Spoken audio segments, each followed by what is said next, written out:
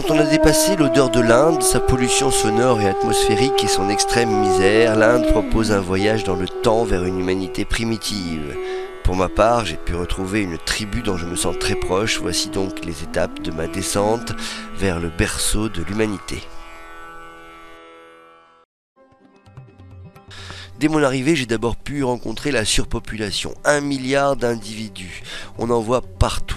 Les Indiens dorment partout, sur tous les porches, sur tous les trottoirs, recouverts d'un simple chiffon. On se demande s'ils ne sont pas morts. C'est vrai que, comme l'a écrit Pasolini dans L'odeur de l'Inde, la vue en Inde a toutes les caractéristiques de l'insupportable. On ne sait comment on fait pour résister en mangeant un riz sale, en dormant par terre. Tous les réveils doivent être des cauchemars et pourtant les Indiens se lèvent. Avec le soleil, résignés, ils se trouvent une occupation. Les Indiens vous sourient facilement, sourire de douceur et de dévouement, non de gaieté, avec des minois tendres et humbles, mais ils ne sont jamais joyeux, sauf peut-être les enfants. Au long de mes premières balades, je suis obligé dans certaines rues d'acheter du jasmin pour le mettre comme un masque autour de mon nez, tellement l'odeur dans certaines rues est forte. Ce qui vous prend à la gorge, c'est un mélange de pauvres, de graillons, de cadavres, de saleté, d'excréments et d'huile d'échappement envoyée par les 25 000 rickshaws dans la ville de Chennai. Dès les premiers jours, je ressens un vrai mélange des cultures. La culture africaine, bien sûr, avec les couleurs flamboyantes de leurs saris, vert, violet, orange, rouge, et les huttes africaines, un peu partout disséminées dans la ville et dans les routes, sans fenêtres, bien sûr, faites de bousses de vache, de terre et de feuilles de palmier. Ça vous noue l'estomac. La culture musulmane aussi est présente, avec les minarets et l'obligation d'enlever les chaussures dans tous les temples zen, bouddhistes, églises, chrétiennes ou protestantes. La culture anglaise, bien sûr, dans le respect ou la distance qu'ils mettent dans leur dévouement et leur douceur. Romaine, dans les drapés qu'ils portent. Chinoise, dans les tissus. Enfin, européenne, dans la longue tresse huilée et fleurie que portent les femmes dans le dos. Et puis ces petites boutiques de la taille d'une boîte d'allumettes dans lesquelles les Indiens commercent, chacun spécialisé dans un domaine, dans une branche d'activité. La vie est là. Je n'ai pas tout de suite trouvé d'influence juive. Je prends de nombreuses photos et me balade. Mon déclenchement photographique se fait de plus en plus vers ceux qui m'ont semblé être de véritables esclaves d'aujourd'hui. Ceux qui sont sur les chantiers de construction. Ces Indiens du BTP qui sont corvéables à merci s'appellent les intouchables. Celui-ci, par exemple, porte une bassine de sable de plus de 50 kilos sur la tête. Cette femme, c'est des briques qu'elle amène au 3e étage. C'est lorsque je les vois travailler sur un chantier de rénovation du temple de Thanjavur que j'ai l'impression de voir les Hébreux au temps du chantier pharaonique avant leur sortie d'Égypte. Leurs outils me semblent d'une autre époque, de véritables esclaves qui travaillent jour et nuit, dormant avec une simple toile sur le chantier. Rappelons qu'avant Moïse, les Hébreux sont des pasteurs nomades, souvent nommés les Apirus. Ils subissent des tensions de la part des sédentaires anciennement installés en Canaan, Palestine, et donc sont obligés de voyager en Égypte. C'est là que les tribus nomadisantes ont dû être retenues de force. On en fit des résidents étrangers. Les Apirous étaient astreints, comme les Égyptiens, à la corvée et à la servitude. Un matin, rendez-vous pour un massage. Me voici au Ayurvedic Center. Pour la première fois, on m'asseyait en tenue d'Adam sur une table en bois pour me oindre d'huile chaude. La fiole était tenue par un hindou plutôt petit et frêle. Il me versa avec sa main gauche cette huile d'onction aromatisée sur la tête et me massa le cuir chevelu. Il m'en apposa aussi sur l'oreille, sur le pouce et sur l'orteil. Après m'être fait oint d'huile, on me propose un massage à 4 mains dans lequel on utilise un flot d'huile tiède en continu sur le corps, et cela provoque en moi une torpeur dont je me défais qu'1 heure plus tard.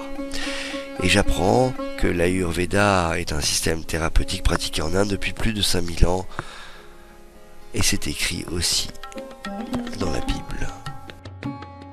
Vayitzok Misheme Nanishta Hayal Rosh Aaron Vaimesha Oto les Kachesho. Isaïe chapitre 1 verset 6. Du surplus plus d'huile qui est dans sa main, le pontife en mettra une partie sur le lobe de l'oreille droite de celui qui se purifie, sur le pouce de sa main droite et sur l'orteil de son pied droit. Exode 30, verset 25.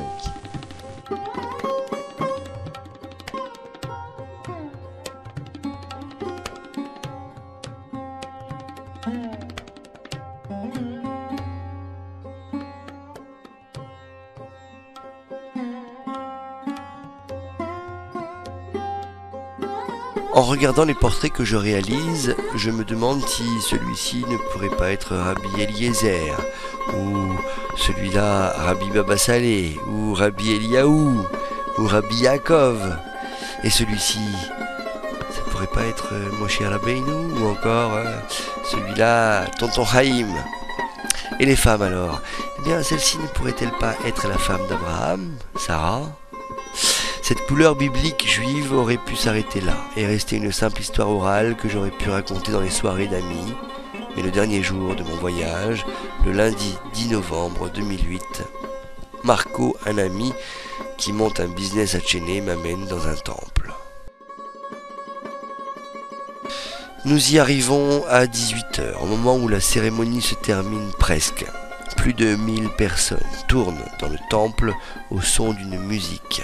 Ils suivent et se recueillent devant un veau en métal. Ce veau d'or ne serait-il pas celui qu'a vu Moïse de retour dans sa tribu après avoir reçu les premières tables de la loi? N'est-ce pas devant cette vision qu'il brisa les tables ?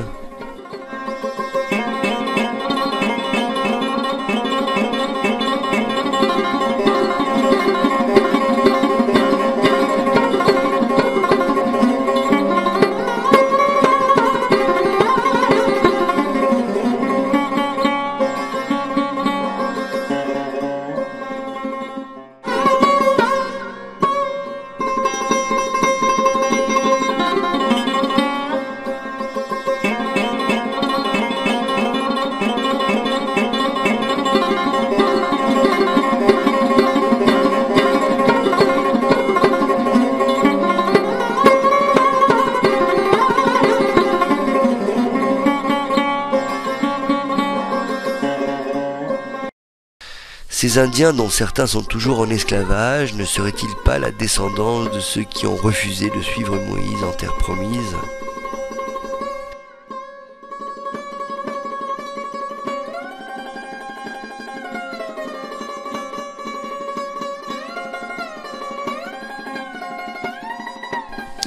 Je venais de franchir tous ces siècles en retour. Le ciel venait de me faire un immense cadeau, ému comme on l'est la première fois dans la rencontre directe avec des millénaires, la sortie d'Égypte. Qu'il soit donné à chacun de vivre une telle rencontre. Allez, après ce voyage au cœur de Pessah, la Pâque juive, un peu de tourisme. Voici une journée en rickshaw, enchaînée, légèrement accélérée. Bon voyage en Inde et merci de votre attention.